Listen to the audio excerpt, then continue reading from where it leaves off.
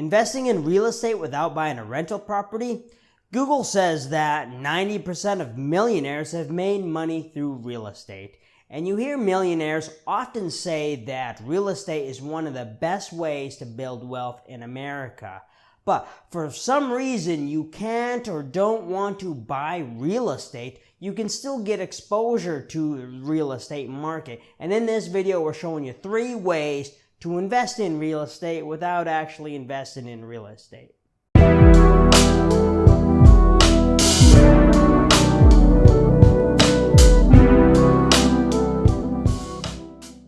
Good morning. Hope we're doing really good today.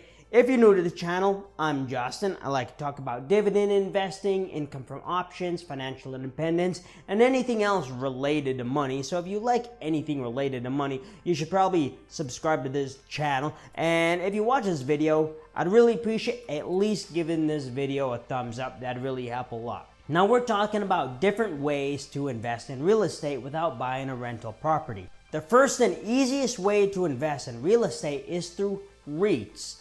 A REIT is a real estate investment trust. These are companies that own and operate real estate, essentially landlord stocks. These companies own and operate real estate all over the country and in different niches. You can invest in markets that'd be very difficult for the average investor, where you can buy shares in shopping malls, warehouses, hospitals, hotels. You can even buy shares in farmland.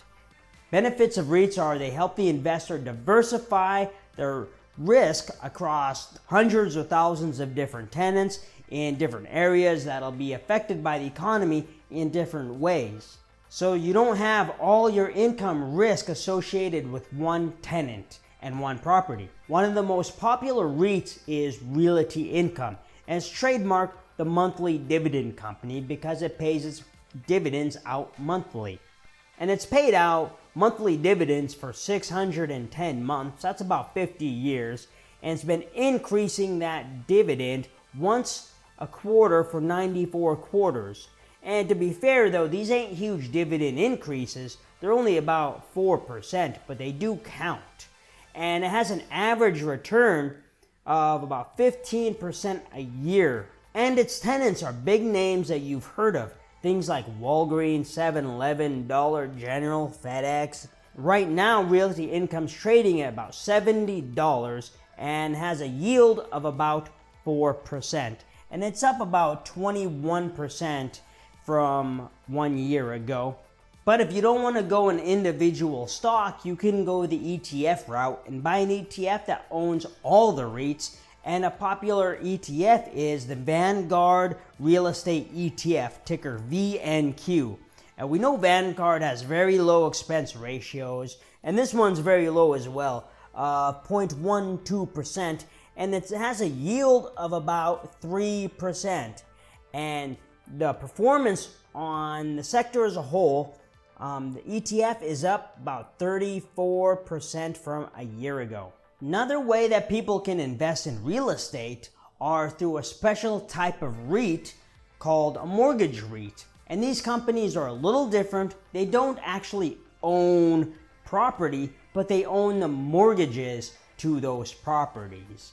And what they'll do is they'll usually take out loans and then buy up a bunch of mortgages and then be able to collect money on the difference between the income received from the mortgage and the interest expense on those loans. But my favorite is a little different. My favorite mortgage REIT is the Blackstone Mortgage Trust. You may have heard of the investment firm Blackstone, and they will invest in properties. But what they'll do is they will write their own mortgages and they'll package those mortgages into this product, the Blackstone Mortgage Trust. Then you can invest in the shares and receive the income from those mortgages. So Blackstone only invests in quality real estate, so these mortgages are backed up by quality tenants, and that way all the tenants pay their rent and the mortgages are very safe. Right now, Blackstone Mortgage Trust trades at about $33 and has a high yield of 7.3%. But as far as high yields go, this is much safer than a lot of others. It's been paying out 62 cents a quarter per share for the past few years. And all the companies continue to pay their rent through the COVID correction. And if you look at Seeking Alpha, there is a little discrepancy here because it says that they paid a 20-cent dividend.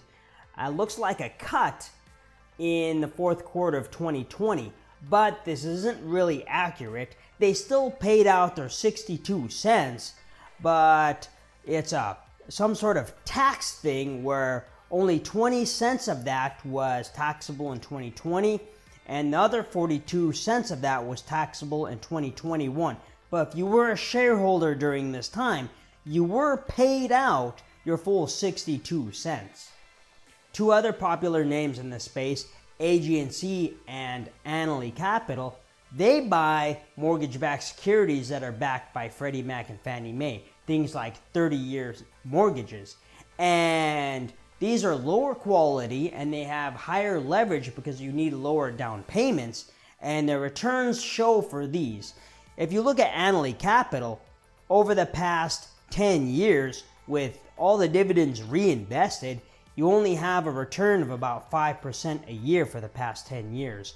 AG&C's done a little better with 8% a year, but Blackstone Mortgage Trust has averaged 15% a year. Third way we can do it is we can invest in the home builders, the people that build all the houses. One of the best companies that build houses is Lennar. Lennar is one of the biggest home builders in America after it merged with another company in 2018. And in 2020, it built 53,000 homes. Lennar right now is trading about $92, has a lower yield of about 1%, but these companies aren't dividend-paying companies and they're highly cyclical. But the housing market for the past year is up about 60%, and Lennar has averaged returns of 19% for the past 10 years. Revenue, net income, and earnings per share are all up from 2016, and some of that has to do with this merger with Cal Atlantic. In 2016, they had about $10 billion in revenue, but in 2020, that grew to $21.6 billion. Net income rose from $911 million to $2.4 billion, and earnings per share has gone up $3.86 to $7.85. Balance sheet is strong as well, and has $2.4 billion in cash and $1.7 billion in current liabilities. Lennar put a lot more money into its dividend recently, but these companies aren't income stocks and they're very cyclical. So in the event of a recession, home builders will suffer a lot because people are just going to stop building homes, and you don't want to count on this dividend. But to reduce this risk, you could invest in the ETF. And the big home builder ETF is the iShares US Home Construction ETF, ticker ITB. And this is up 65% for the year, has a tiny yield of about 0.4%, and it's a little bit expensive too on the expense ratio of 0.4%, so that yield and the expense ratio kind of cancel each other out.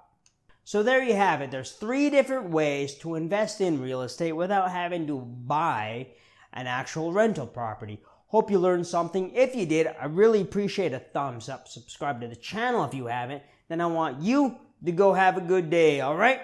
Justin out.